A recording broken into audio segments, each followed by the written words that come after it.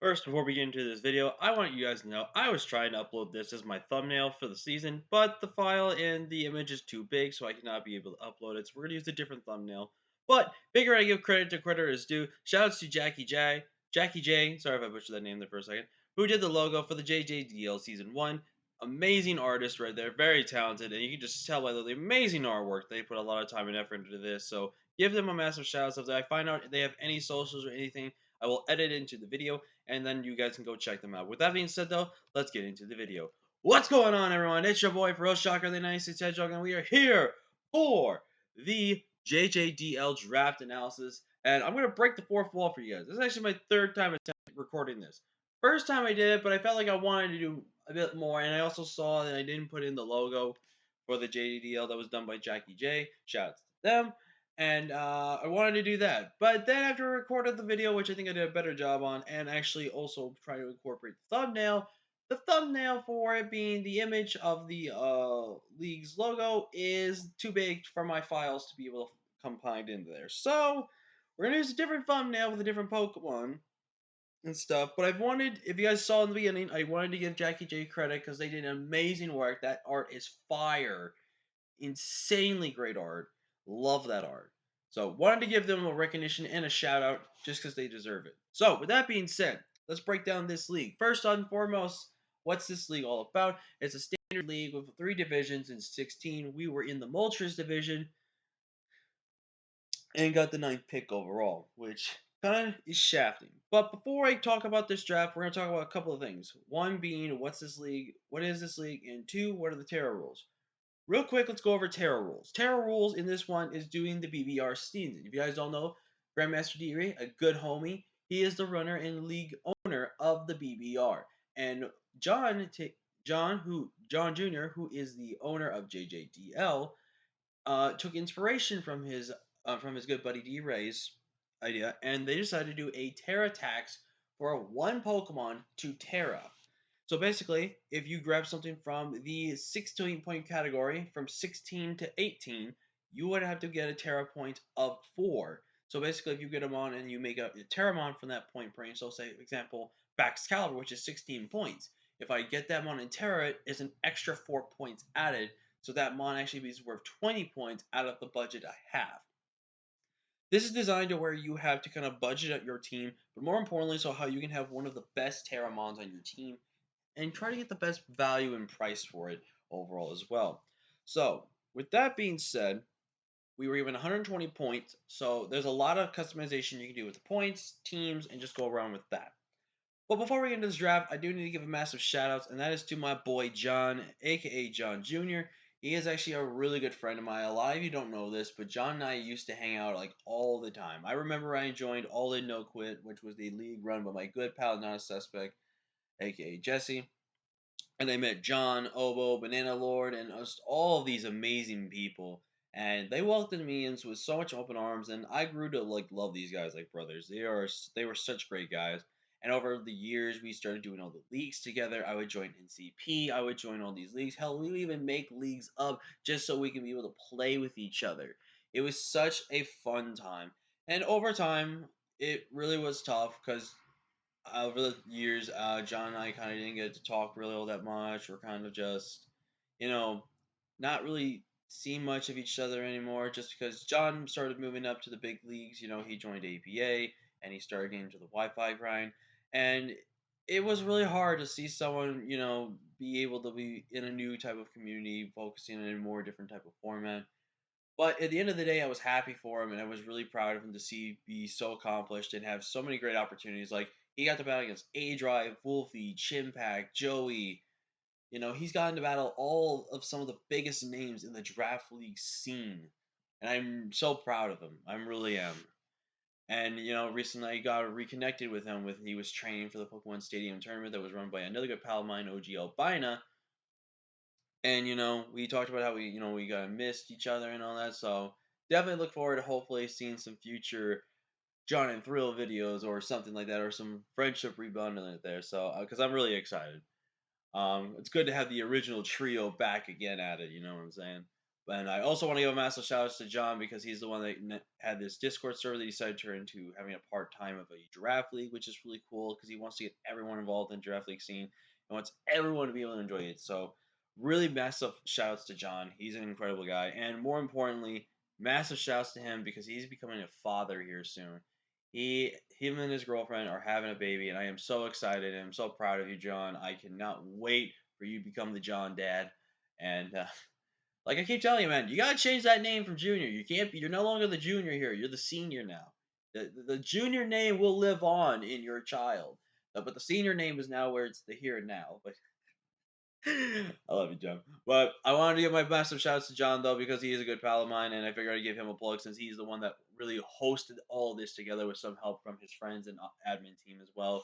So wanted to give him the props he deserves, and to the artist as well, Jackie J. As well. With that being said, now and all the friendships out of the way, it's time to describe the team that I'm going to war with here. So, like I said, I had ninth pick, and I kind of already told you basically why I went with what I did. But with my first overall pick, I went with my Baxcailbur Glacier here, and I did decide to make my Terra Captain, and I went with Dragon and Electric. Dragon for super strong, unswitchable Glaive Russian Outrages and Terra Electric, because one of the best counters to Baxcailbur, let's face it, is water types. Water types, especially looking at you, Azumarill. Water types were the bane of the existence to Baxcailbur, so I felt like Electric was just the perfect fitting extra type. Plus, Electric only has one weakness, and there's a lot of neutral weaknesses. And I felt like Electric just fit really good, and if it invites a ground type, unless it's a super fast ground type that can really outspeed and do damage to me after a Dragon Dance or anything like that, then Electric is really risky. But remember, I don't have to always run Electric. There could be some ways where Dragon just absolutely destroys a team, and Dragon just goes in.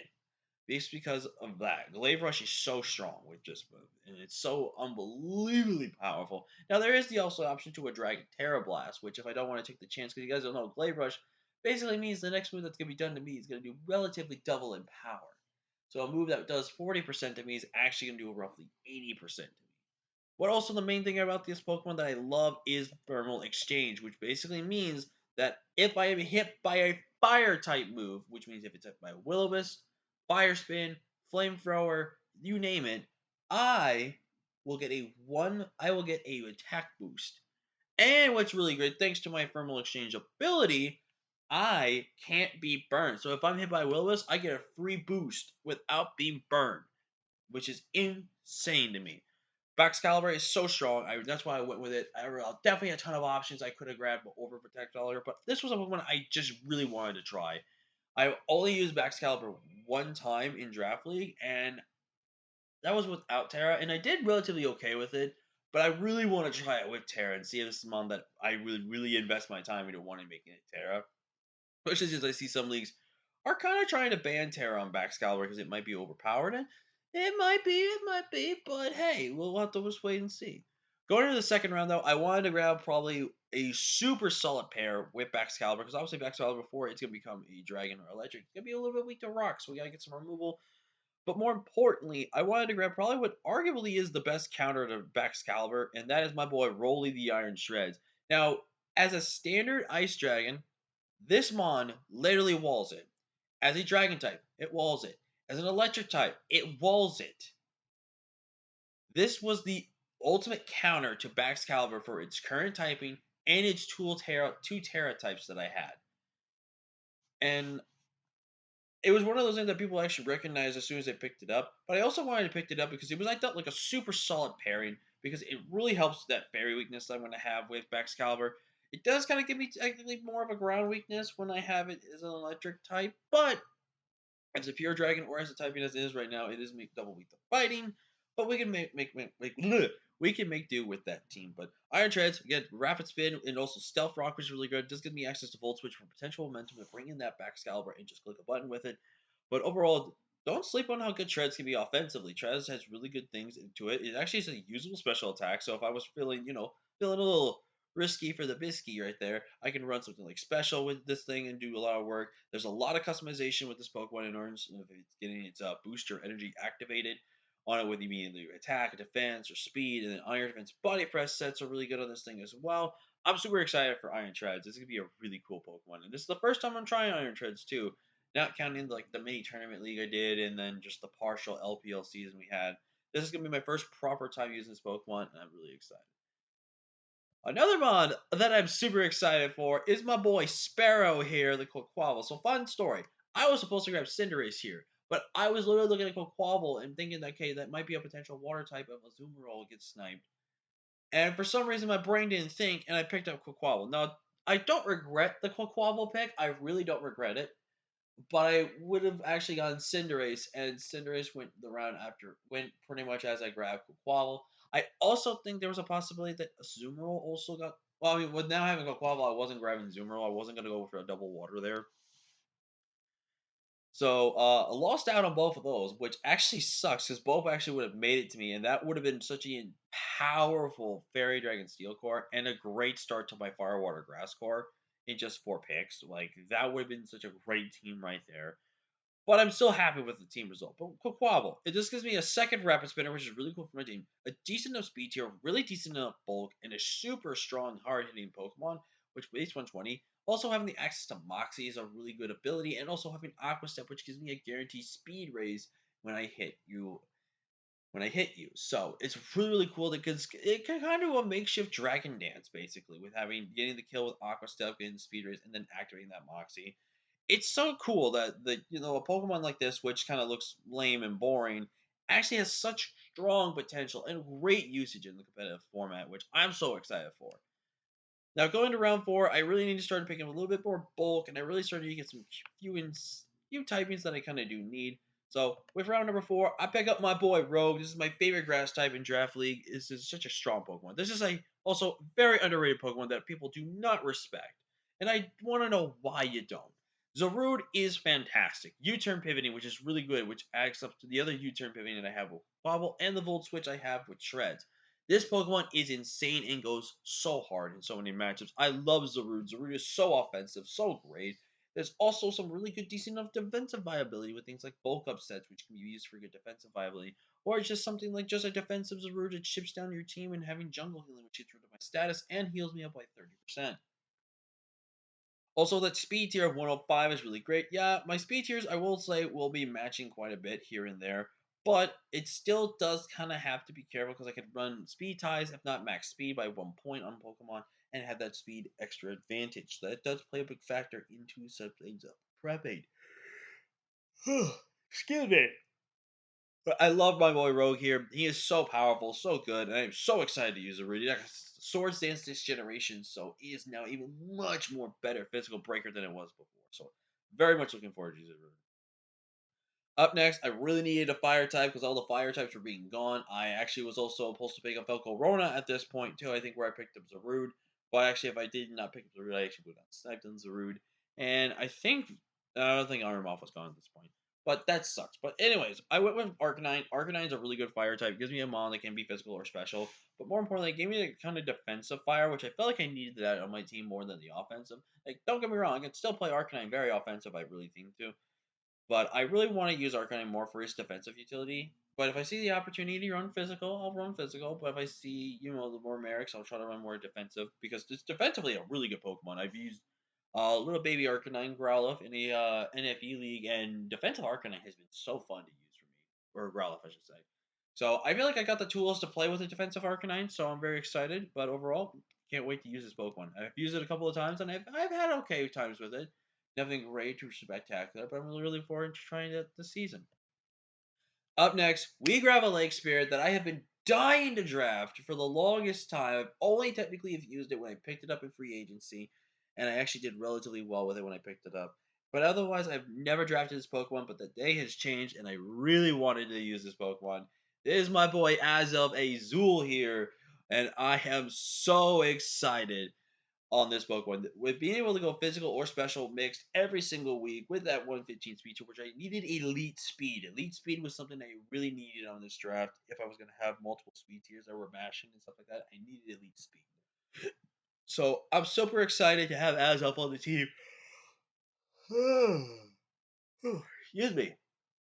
I'm so excited to have Azov on this team. I cannot wait to use Azov, and it gained access to its Legends Arceus move in Mystical Power, which gives me a slight chance to miss, but gives me a guaranteed special attack rate. So on nasty plot sets, this Pokemon is insanely strong. Also gives me access to Stealth Rock, which is really cool. Another U-turn pivoter. I have so much momentum, and the momentum doesn't even stop. I got one more for you after this pick. But overall, I cannot wait to use Azelf. I am so excited to try Azelf this season, and I cannot wait. Up next, we got my boy Guitar Hero, the Toxtricity. Now, I have used Toxtricity a lot of times in Gen 8. Only, well, actually, a few to four times. And I'm not gonna lie, in Gen 8, I did not enjoy him. He was not as fun as I wanted him to be, and I felt like he was kind of bland and meh. When I used it with Terra was really fun. Terra was really creative, and I really did enjoy my times using him, but it was okay. So I want to give him one more try without Terra and see if I can like this Pokemon. Otherwise, I don't know if Toxtricity's a Pokemon for me. And it sucks too because this used to be my favorite Gen 8 Pokemon before Dracovish became a thing in my life that I needed. So but this also gives me access to Toxic Spikes and a Grounded Poison, which I really needed in order to my team was mostly going to be forced to have a rely on Spin for the most part to get rid of those hazards and force either my was pretty much going to force my Quavel around Boots if I rely on that. In case I want to turn offensive that week. So Toxicity does provide me another good special breaker for my team, which I was really lacking, as I only had primarily some physical options, but I pick up a couple of special options. I have two more special options and one more physical option I had, so I think it balances out. But overall, very excited to give Tox a try here and see how well we do. Up next, there was no good fairies left on the board. There was literally none. There was only Enamorus, Wigglytuff, and Dachshund that were like close to being what you got. And I decided to take Enamorus Therian, aka Serpentina here.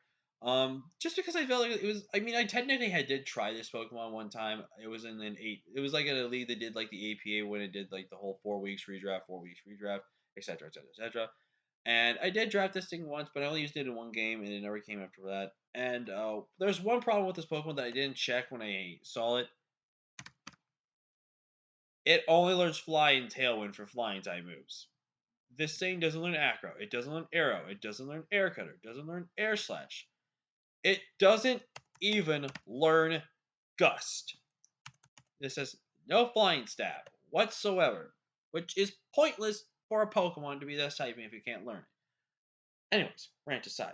It's still not a bad Pokemon. Really good attack with 115 and really strong special with 135. Also, relatively good defenses on 110 and 100 with also a base 74 HP. So nothing to really stock up. But it does have some good utility. It has access to Agility plus Calm Mind, which is really cool for a double hit set. But also it access to it, like you said, the Tailwind right there. Tailwind is also relatively good for my team. It's a really good supporting option. And Amherst, though, it's something I've been prepping so far, and some of the prep does involve an Amherst. You may know, you may not know. And I've been, okay with it so far. I haven't been thinking like it's a broken Pokemon. Like I don't think this thing's gonna be as all good as a lot of people say it is, but I think it's gonna be good for what it's worth in that sense. Overcoat is a pretty decent ability too, which means I don't take sand damage, and I also cannot be put to sleep, which is really cool. So this makes me feel really happy about that. So there's that. But now let's get to my last two picks. I went with I believe a 10 mon route, and I really needed to start getting. I needed one more special tank on my team and a decent special attacker. But more importantly, I needed ghost switch-ins, and I did not really have one besides Zarude, and I did not want to pressure Zarude to get burned. So I picked up my boy Morris the Ursaring. I still don't know to this day. This was a Pokemon I caught in Legends Arceus when I was back in the day, and this was my shiny Teddiursa that evolved into this thing. I should have gotten into an Ursaluna, but I don't think I ever found another Pete Rock. But you get what I mean. But I randomly named this thing Morris for some reason. I don't know why. But Ursaring, though, besides being called Morris, he's great. Access to some really strong abilities and guts, quick feet, and nerve. Nerve, let's face it, you're not seeing that. But with quick feet, does provide this thing to be actually a really decent fast offense that can just slash through teams. And guts with rest and sleep talk is very annoying for most of my opponents to deal with. This Pokemon is super strong, and I am so excited to try Ursaring. I've never used this Pokemon before. Most of the Pokemon in this draft I have never used, or I've only used one time. I think it's only really been slightly Zarude and Arcanine on this draft, and Tox a little bit to a degree, are the only things I have used at least a few more times than on the advanced team. So this draft is kind of whole new to me, which I'm really excited for. Going to my last pick, though, I picked up my boy Cryogonal. This gave me a third Rapid Spinner, and I kind of just picked it up, not really necessarily, but I kind of just picked it up just to pick it up. I felt like it would be a fun mono grab, and plus, I mean, I'm tearing my backs every week, so it's not like I have a secondary ice type or anything like that. So I felt like this was fairly fine. But a good special wall for my team. Another decent enough good special attacker. Access to freeze dry, so it does help with some of the bulky waters that I still somewhat struggle a little bit with. Not a ton of it, but a little bit, but still. So I felt it was really nice. So that's the team. And I will say, guys, I have been prepping so far for this team, and within the 2 weeks of prepping, I will be bringing at least every mon except one so far in my 2 weeks of prepping, and that to me is really awesome. It really makes me feel like this team is so versatile, and it means I can just use every single Pokemon because I want to make that a new theme for my drafts is to try to use every Pokemon on my draft least once and try to see how well they fit in team composition and in the matchups. So really excited for this draft. Again, thank you to John for inviting us and having us a part of the league. I really appreciate that. And to everyone in Moltres Division, I wish you the best of luck. I know a lot of you are some new faces and some do have some experience. I promise that even though I am kind of a veteran at this, I will try to make sure that you don't try to beat yourself up because I've seen a lot of people that are new that try to beat themselves up for playing bad and all this stuff. It's a new format, it's a new thing. I say my advice is just to go out there, have some fun, and let's just enjoy the battle. And with that being said, thank you all so much for watching. Like, comment, share, and subscribe. And with that being said, I will see you all next time for week 1 of the JJDL. And until next time, guys, peace.